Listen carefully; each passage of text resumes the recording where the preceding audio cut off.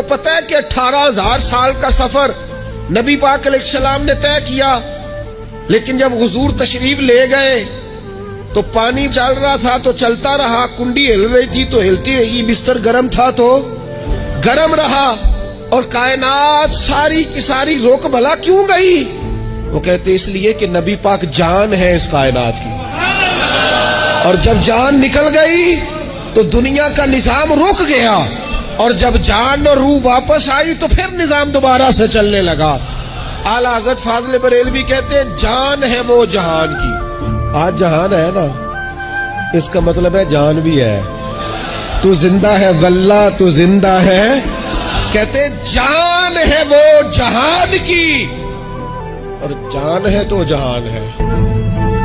آپ کو پتہ ہے کہ 18,000 سال کا سفر نبی پاک علیہ السلام نے طے کیا، لیکن جب حضور تشریف لے گئے تو پانی چل رہا تھا تو چلتا رہا، کنڈی ہل رہی تھی تو ہلتی رہی، بستر گرم تھا تو گرم رہا، اور کائنات ساری کی ساری روک بھلا کیوں گئی؟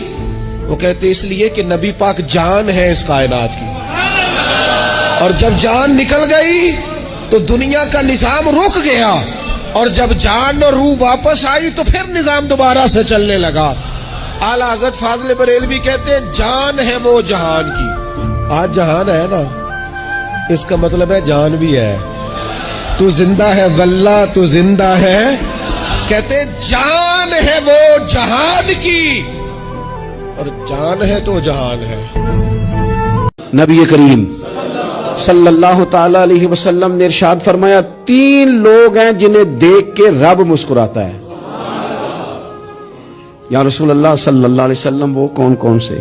تو محبوب فرمانے لگے ایک وہ بندہ ساری مخلوق سوئی ہے، آدھی رات ہے، رات کا پچھلا پہر ہے، اس نے اٹھ کے وضو کر لیا، مصلی پہ کھڑا ہو گیا خدا کی یاد میں، فرمایا اسے دیکھ کے رب مسکراتا ہے جو اس کی شان کے لائق ہے۔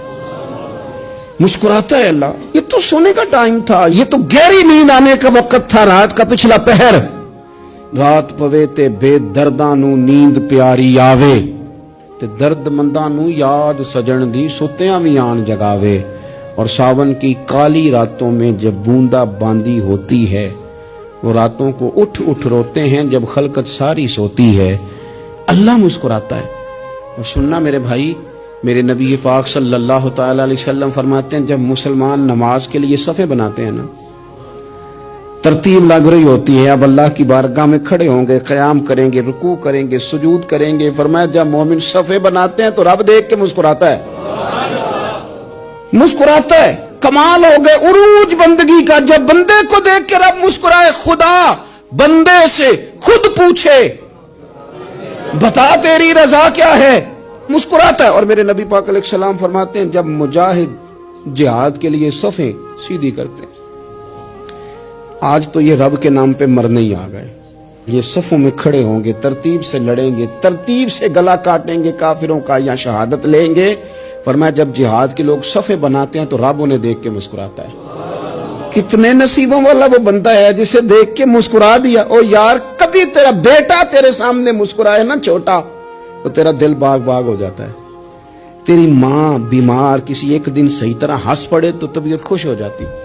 مجھے بتاؤ نا، جس کا رب بھی اسے دیکھ کے ہنس پڑے، جو اس کی شان کے لائق ہے، کیا اس بندے کے نصیبیں ہیں، کیا اس کے مقدر ہیں؟ میرے نبی پاک صلی اللہ تعالی علیہ وسلم نے فرمایا، یہ حدیث مسلم شریف میں موجود ہے، فرمایا جنت میں وہ لوگ داخل کیے جائیں گے جن کے دل چڑیوں کی طرح نرم ہے۔ میرے نبی اکرم صلی اللہ تعالی علیہ وسلم نے فرمایا حالات جتنے بھی خراب آ جائیں، ماحول جتنا بھی بگڑ جائے، امت پر دشواری جتنی بھی آئے، حضور علیہ الصلوۃ والسلام نے فرمایا ہے یہ دین اسلام ہے، یہ مسلم کے لفظ ہیں، حضور فرماتے ہیں یہ دین ہمیشہ قائم رہے گا، اور فرمایا ایک جماعت ہوگی پوری میری امت کی جو دین اسلام کے دفاع میں کام کرتی رہے گی، جد و جہد کرتی رہے گی، کوشش کرتی رہے گی، ہمت کرتی رہے گی۔ میرے عزیز، حضور نے فرمایا ہمیشہ یہ دین قائم رہے گا، اور ایک جماعت ہمیشہ اس دین کے لیے کام کرتی رہے گی۔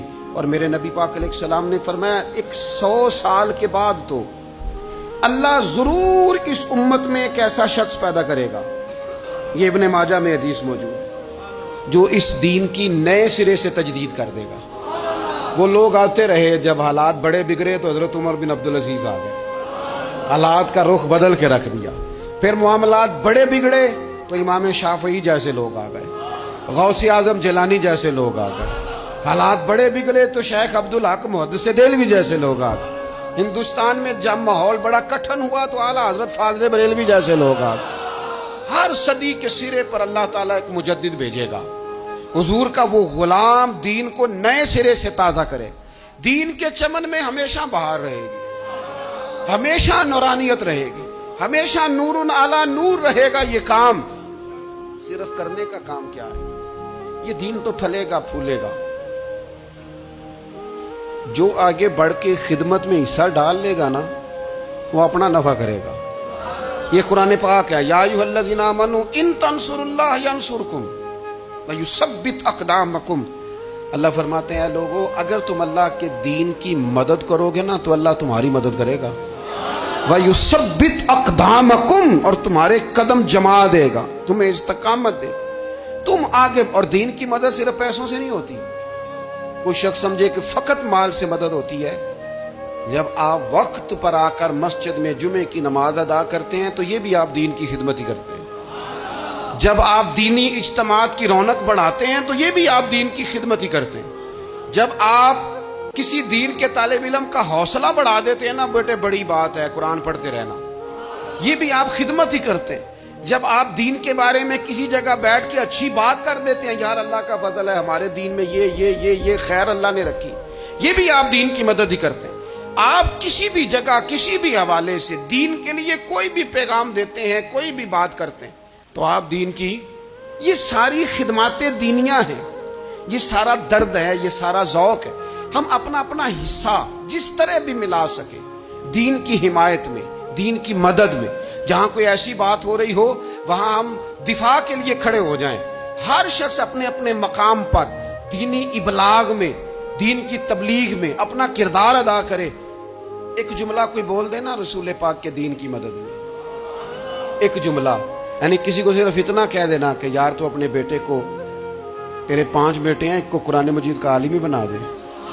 تو کہہ کے چلا گیا اور تو تیری وجہ تجھے خبر بھی نہیں کہ شاید اس نے تیری وجہ سے اسے داخل کرایا ہے. لیکن وہ اگر آ گیا، پڑھ گیا، تو دیکھ تجھے اجر اللہ کتنا عطا فرمائے. آدھا جملہ بول کے دین کے معاملے میں معاون بنے، کوئی خیر کا لفظ بول کے معاون بنے. ہم نہ ہمت نہیں کرتے، ہم کہتے ہیں وہ فلانا کرے گا، بڑا آدمی کرے گا، مولانا کریں گے، پیر صاحب کریں گے. اپنا اپنا حصہ، اپنی اپنی خیر. حضرت عمر نے بھی بڑا کام کیا ہے دین کی خدمت میں، پر سیدنا بلال کی خدمت کا کوئی انکار کر سکتا ہے؟ ڈیوٹی حضرت صدیق اکبر کی بھی زیادہ ہے، پر جناب سلمان فارسی کی خدمت کا انکار کیا جا سکتا ہے؟